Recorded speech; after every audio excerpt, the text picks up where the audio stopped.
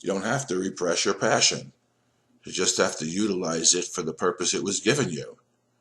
And that's why I wanted to say yesterday, but I didn't. It's like, in the nature of creation, here in space and time, Jesus takes all the abilities that we individually have and individually given and shows us how individually to begin to use those and make manifest those abilities to continue to glorify God, not to glorify the ego in the world of space and time. We've all been given gifts. We all have abilities.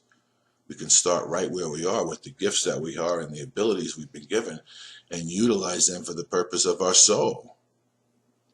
So while we're all the same as souls in the kingdom here in space and time, it is the flaw in the diamond that makes the diamond individual. And that individuality can shine through that diamond. So no two flaws are alike, but they all establish the diamond as what it is as an individual in the kingdom of diamonds. So we're imperfect perfectionists, so to speak, but the imperfections of our mind can be utilized to shine forth the goodness of God, and we could all do it in our own way. So while we all do it through the underlying same principle, because we're underlying all part of the same mind, we utilize what we've been given individually to allow that to be made manifest through us.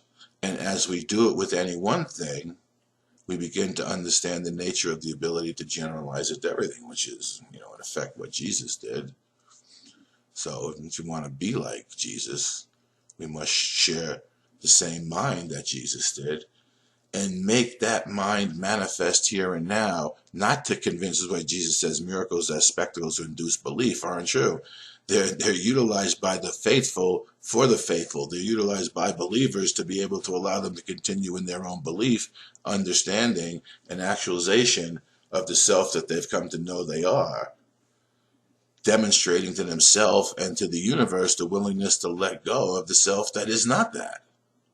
And that's why we need forgiveness, and that's why miracles will demonstrate the power of our mind. They won't awaken us. They show us that we but dream a dream that is not true.